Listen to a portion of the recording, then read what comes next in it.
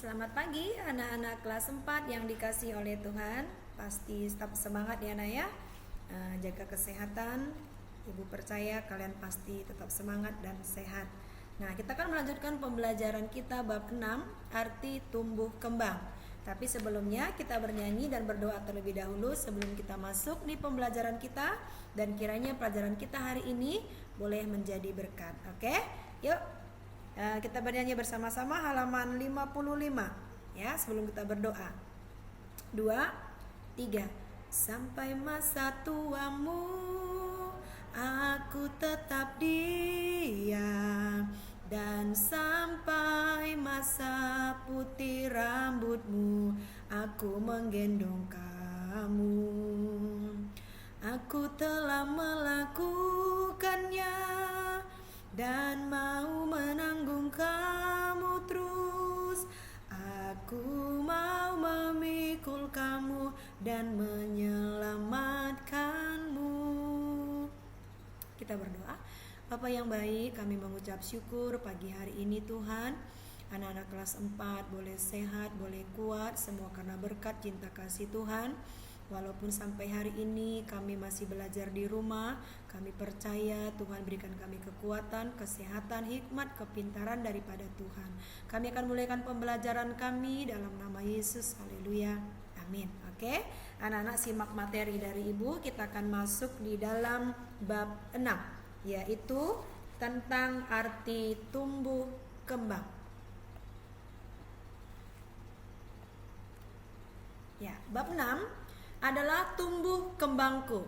Yang pertama kita akan melihat apa itu pengertian tumbuh kembang. Tumbuh itu adalah perubahan fisik yang dapat diukur. Nah, kalau kembang itu adalah pertambahan kemampuan, struktur dan fungsi tubuh yang lebih kompleks. Nah, jadi tumbuh kembang adalah pertumbuhan yang terbagi menjadi dua hal, yaitu pertumbuhan fisik dan pertumbuhan kemampuan struktur tubuh. Jadi kalian pasti setiap hari mengalami pertumbuhan, mulai dari baru lahir bayi sampai kanak-kanak dan sampai dewasa nanti selalu ada yang namanya pertumbuhan. Nah, kalau sudah tahu pengertian pertumbuhan, pasti ada faktor-faktor yang mempengaruhi tumbuh kembang kalian atau faktor-faktor tumbuh kembang anak. Apa sih faktornya? Yang pertama adalah faktor genetik atau jenis kelamin, ras, atau adanya penyakit tertentu. Jadi ini adalah mempengaruhi pertumbuhan kembang anak atau mempengaruhi pertumbuhan hidup kita. Yang kedua adalah cuaca. Cuaca di sekitar tempat tinggal kita juga mempengaruhi kondisi tubuh kita, mempengaruhi kondisi fisik kita. Yang ketiga, faktor sanitasi atau kebersihan tempat tinggal atau kebersihan lingkungan itu sangat mempengaruhi pertumbuhan secara fisik ya. Yang berikutnya adalah rumah tinggal. Rumah yang layak sangat mempengaruhi pertumbuhan kembang anak atau pertumbuhan kita masing-masing. Dan yang berikutnya adalah nutrisi atau makanan. Nutrisi yang masuk, makanan yang masuk ke dalam tubuh kita itu sangat mempengaruhi perkembangan hidup manusia. Nah, yang berikutnya adalah pola asuh anak. Bagaimana pola asuh anak yang baik itu sangat mempengaruhi perkembangan anak. Yang berikutnya adalah kondisi pralahir anak. Waktu lahir bagaimana kondisinya itu juga mempengaruhi pertumbuhan anak. Dan yang berikutnya adalah pendapatan keluarga atau ekonomi. Dan yang berikutnya pendidikan orang tua itu juga mempengaruhi pertumbuhan anak. Nah, waktu bersama keluarga itu juga mempengaruhi dan sangat penting bagaimana keluarga harus bisa mengatur waktu untuk bisa berkumpul bersama dengan keluarga, karena itu sangat penting ya. Dan yang berikutnya adalah kesehatan anak itu sendiri. Ini adalah faktor-faktor pertumbuhan atau faktor tumbuh kembang anak dalam setiap aspek manusia. Nah, kalau ada faktornya pasti ada penghambatnya. Nah, sekarang kita melihat faktor yang menghambat tumbuh kembang anak. Apa sih yang menghambat pertumbuhan kembang anak? Yang pertama adalah penyakit.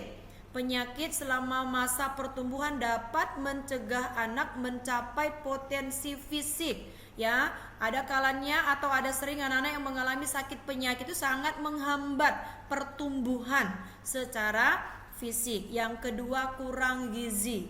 Gizi yang buruk memiliki daya tahan tubuh yang buruk. Jadi anak-anak biasakan makan makanan yang bergizi, jangan jajan sembarangan ya. Harus atur pola makannya.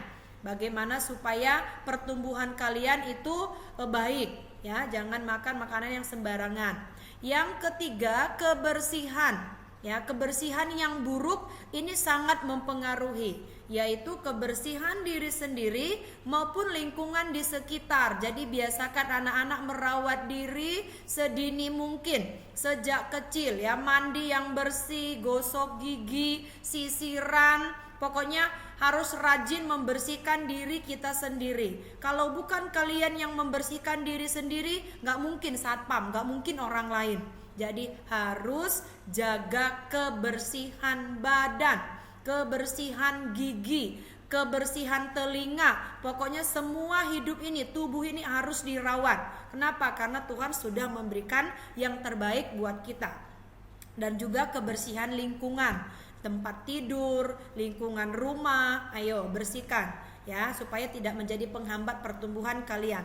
Dan yang keempat adalah perilaku orang tua. Nah, perilaku orang tua yang bersikap terlalu protektif dan terlalu cepat memberi bantuan ini sangat menghambat. Misalnya begini, sedikit-dikit mama langsung tolongin gitu ya. Nah, rasa takut, anak tuh nggak bisa langsung ditolong. Nah, itu juga bisa menghambat pertumbuhan fisik anak ya, pertumbuhan mental anak juga.